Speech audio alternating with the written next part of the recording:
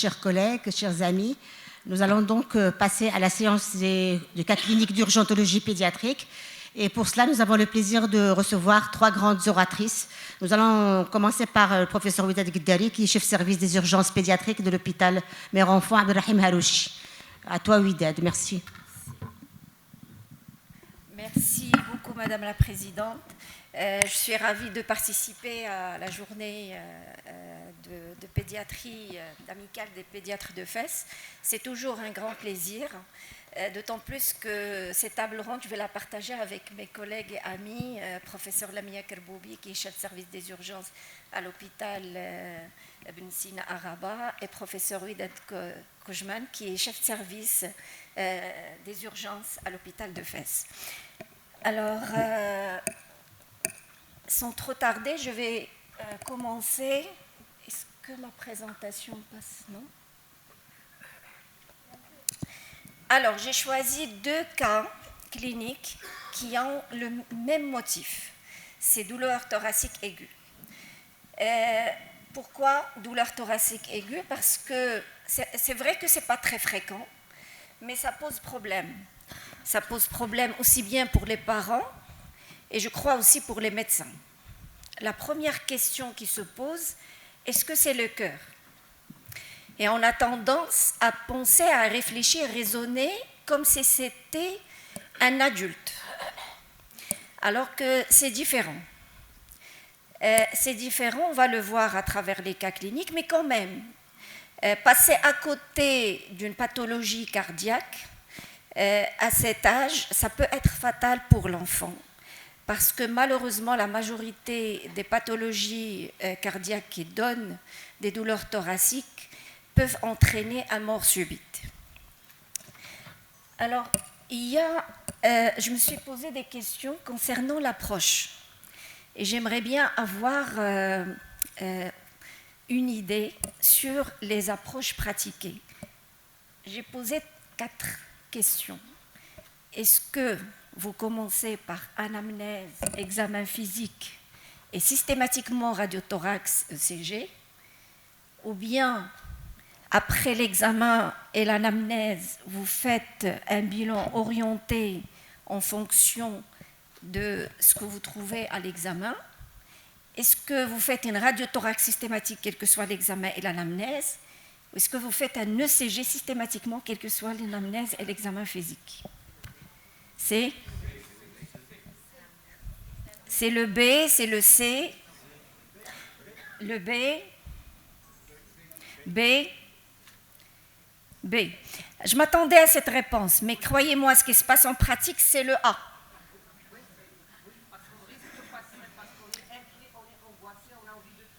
Je reçois tous les enfants douleur thoracique avec une avec radiothorax et ECG. Demande d'écho-cœur. C'est pour cette raison que je le reçois, c'est pour faire l'écho-cœur. Et il vient déjà avec radiothorax et ECG.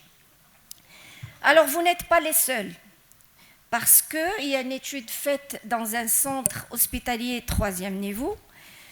L'objectif, c'était essentiellement d'évaluer la prise en charge de cette douleur thoracique chez l'enfant et de voir quelles sont les manifestations cliniques. Alors, ils ont inclus 798 enfants sur une période d'1 année. Et comme vous voyez, la majorité avait un examen normal. Quelques cas, il y avait une douleur provoquée à la palpation. Et c'était essentiellement en rapport avec une atteinte musculo-squelettique. Quoique l'examen était normal, vous voyez, la demande de la radiothorax et de l'ECG était prédominante. Dans plus de 60% des cas, ECG a été fait, suivi de la radiothorax. Alors que ces examens paracliniques n'étaient anormaux que dans très peu de cas. Si je prends que l'ECG, vous voyez, c'était anormal uniquement dans 14,7% des cas. Et la radiothorax n'était anormale que dans 17,1% des cas. À travers cette étude, ils ont trouvé que les 3 causes les plus fréquentes de douleurs thoraciques chez l'enfant étaient essentiellement musculo-squelettiques, suivi de l'idiopathique, parce qu'on n'a rien trouvé, et psychogène.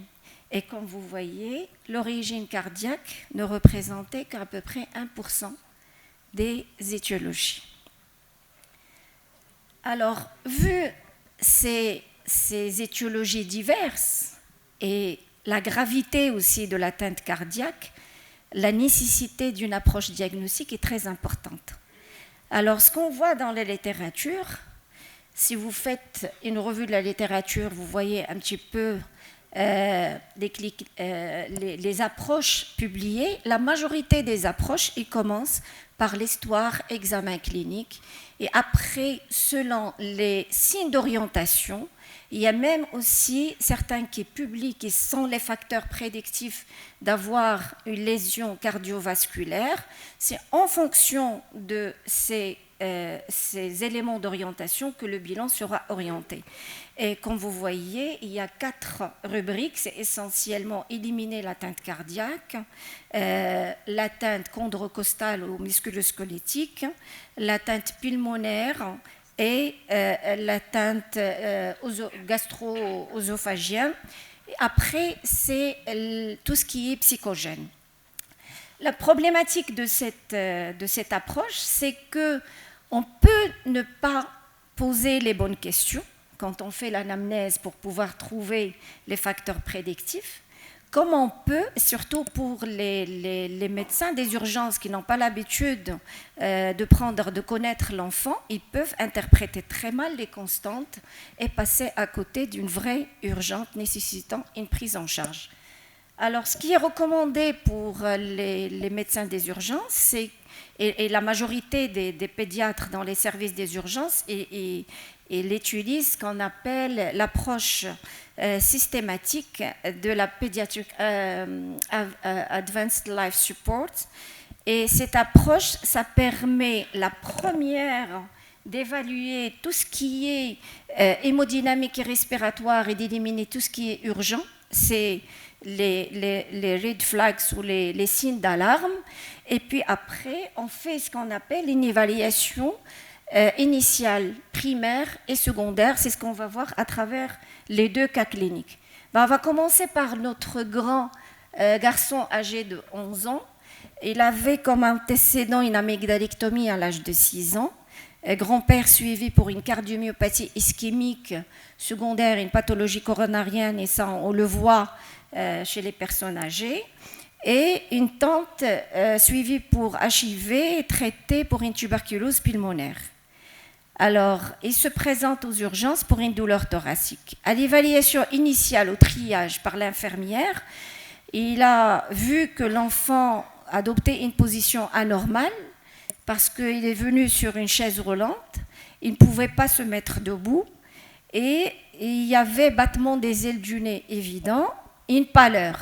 Alors, devant ces signes d'alarme, il a fait rentrer dans la salle d'accueil des urgences vitales pour une évaluation ABCDE, pour une évaluation médicale complète.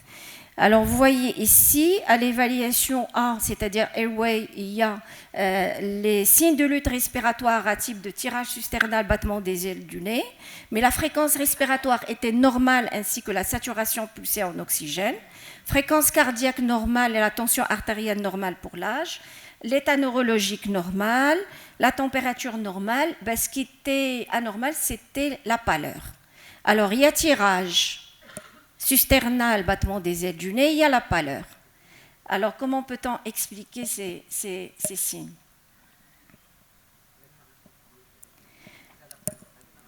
On ne peut pas commencer par un examen paraclinique. Pour être rapide, on se base essentiellement sur les constantes et pour une orientation. Alors, la pâleur, il peut être expliqué par l'intensité de la douleur. L'acidose n'est pas polypnéique. Et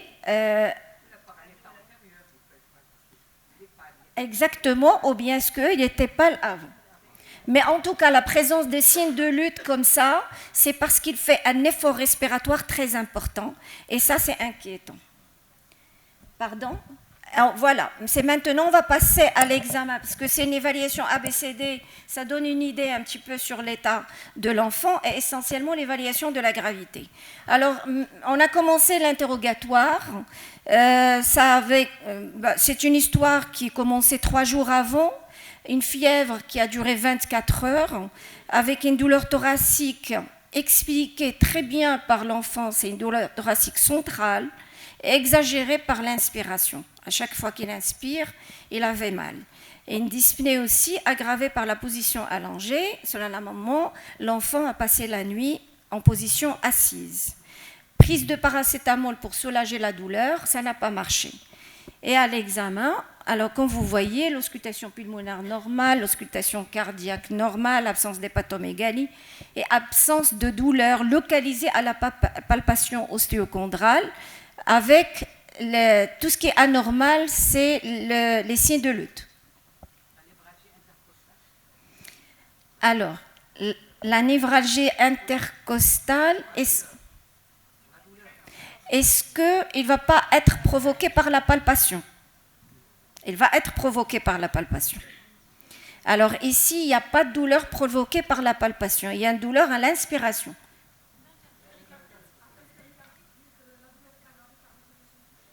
Oui, est-ce que la myocardite ne peut pas donner ça?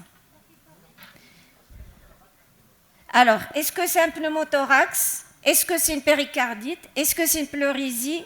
Est-ce que c'est un syndrome costosternal? Est-ce que c'est une myocardite? Alors déjà, on élimine le syndrome costosternal parce que c'est une douleur provoquée à la palpation. D'accord? Il ne va pas donner les signes de lutte. La pleurésie, c'est...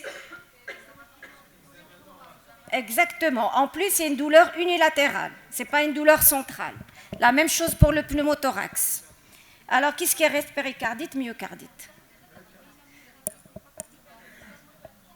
Le péricardite, il doit être tachycarde. Myocardite, il doit être tachycarde. Est-ce que vous êtes d'accord? Pardon? Après, on est à l'étape clinique, déjà pour une orientation. Parce que si on n'est pas orienté par la clinique et on fait un électroencéphalogramme, on ne sait pas l'interpréter. Hein? Oui, j'ai fait l'électro. Alors, radiothorax faite par le médecin de garde, c'est systématique, ils le font. Alors, vous voyez, il n'y a pas d'atteinte respiratoire et il n'y a pas de cardiomégalie. L'index cardiothoracique, je me rappelle très bien, c'était 0,40.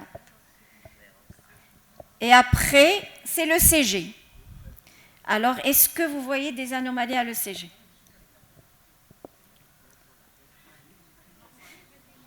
Ben, l'EC normal. Alors, on va aller doucement. La première des choses, c'est de voir l'onde P. L'onde P, elle est positive en D1 et en... Est-ce que j'ai la possibilité? L'onde positive... Est-ce que je peux... Le pointeur. Alors, vous voyez ici l'onde P en D1, l'onde P en D2. Avant chaque complexe QRS, il y a l'onde P. Alors, il est positif en D1 et en D2, et il est négatif en AVR ici. Ça veut dire c'est une onde P sinusale, normale. L'amplitude moins de 2 mm, c'est normal. Largeur... Merci. 80 millisecondes, normal. Alors, on voit le PR. PR est constant et elle est à 0,12 secondes, c'est normal. La fréquence cardiaque, on la mesure en calculant combien de grands carreaux entre les intervalles RR, 300 sur les presque 3 carreaux. Alors, ça fait 100. Alors, le complexe QRS, c'est pas large, c'est inférieur à 80 millisecondes, c'est normal. Jusqu'à là, c'est un rythme régulier sinusal avec une fréquence cardiaque normale et un complexe QRS normal. On va voir aussi l'axe de QRS. Il est positif en D1 et il est positif en AVF. On fait ça, ça veut dire qu'il est entre 0 et 90, c'est un axe normal. Alors, ce qui est anormal, on va passer à ST. Vous voyez ST en D1, en D2. Vous voyez? Alors, ST ici en D1, ST en D2 et on a VL. Comment vous trouvez l'intervalle ST? Il y a un sus-décalage. Alors, c'est un sus-décalage diffus dans les dérivations D1, D2, AVL, V5 et V6. Et ça se voit dans les épanchements péricardiques. C'est-à-dire, à ce stade-là, avec la symptomatologie clinique, on sait très bien ce qu'on est en train de chercher et on va directement à l'ECG pour chercher ces signes avant même d'attendre l'échographie cardiaque pour le confirmer. Alors, en faisant l'échocardiographie, vous voyez, il y a un épanchement ici de 11 mm à peu près. Ici, c'est l'oreillette gauche, c'est le ventricule gauche, c'est l'aorte. Et des signes très importants à chercher aussi à l'échographie, est-ce qu'il est en tamponnade, pré-tamponnade? Alors, il y a la veine cave inférieure dilatée mais de faible compliance, mais il n'y avait pas une compression sur l'oreillette droite et sur le ventricule droit, mais c'est des signes d'alarme et ça explique qu'il y a une pression de remplissage très importante et c'est pour cette raison qu'il a cette dyspnée aggravée par l'inspiration et qu'il n'arrivait pas à se coucher. Oui. Sur la radio thoracique, il y avait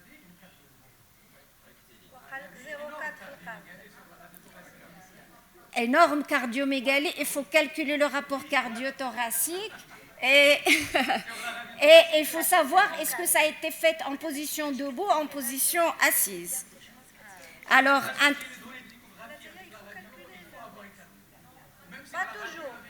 pas toujours. Alors, l'épanchement péricardique, quand ce n'est pas très important, et il n'y a pas de cardiomégalie, c'est-à-dire si je trouve à la radio une cardiomégalie, c'est très bien, je suis orientée, mais s'il n'y a pas de cardiomégalie, il ne faut pas éliminer l'atteinte myocardique, il faut faire le CG. Le CG, on sait l'interpréter, il y a une grande valeur d'orientation quand c'est bien indiqué.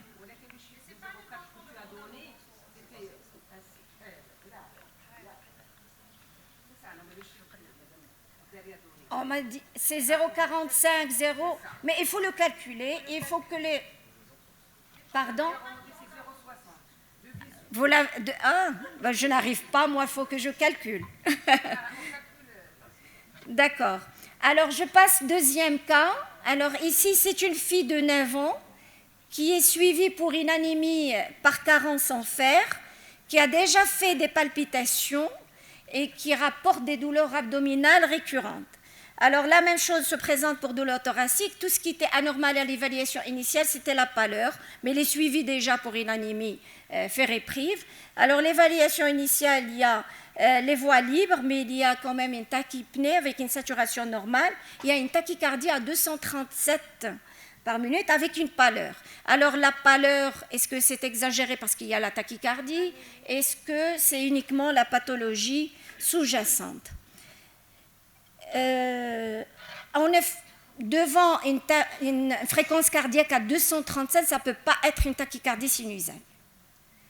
Ça veut dire qu'il y a un trouble de rythme. Alors, comme vous voyez ici, c'est une tachycardie à complexe QRS fin et on n'arrive pas à voir très bien les ondes P, mais si on cherche ici essentiellement dans la dérivation D2, c'est des ondes P un petit peu très difficile à localiser, c'est pas normal, c'est pas sinusal, et c'était une tachycardie supraventriculaire jonctionnelle. Alors pour terminer, voilà l'algorithme que nous utilisons aux urgences, essentiellement pour orienter les médecins de garde. Devant une douleur thoracique, il faut une évaluation ABCDE, c'est important. Quand il y a une anomalie, c'est à ce moment-là, il faut commencer un traitement d'urgence et demander une radiothorax ECG. Quand il n'y a aucune anomalie, on cherche quand même un traumatisme. Ça peut passer inaperçu, pas rapporté par les parents. Sinon, on cherche des causes évidentes comme les zonas. Parfois, en examinant l'enfant, on va voir. s'il y a des lésions ou une douleur localisée à l'origine d'une atteinte musculo-squelettique. En absence de traumatisme et des anomalies à l'évaluation ABCDE, on passe à l'examen, l'interrogatoire et l'examen physique. Alors, les signes d'alarme qui orientent vers l'atteinte cardiaque, c'est la présence des douleurs aiguës essentiellement à l'effort, quand c'est associé syncope à des palpitations, vertiges, nausées, une pâleur. Et surtout quand il y a aussi des antécédents de cardiopathie, de troubles de rythme, d'HTA, de maladie de Kawasaki, ou bien un jeune dans la famille qui est décédé, mort subite, à un âge très jeune, moins de 35 ans, l'hypercholestérolémie, à ne pas oublier l'hypercoagulabilité. La douleur à l'inspiration avec des signes respiratoires, ça oriente vers l'origine pulmonaire, et la douleur à type de brûlure, essentiellement qui a des facteurs déclenchants comme les repos à position, c'est l'origine gastro-œsophagienne, et je vous remercie. Merci Ouided d'avoir partagé avec nous ce très beau cas clinique qui va susciter certainement des questions qu'on va laisser à la fin.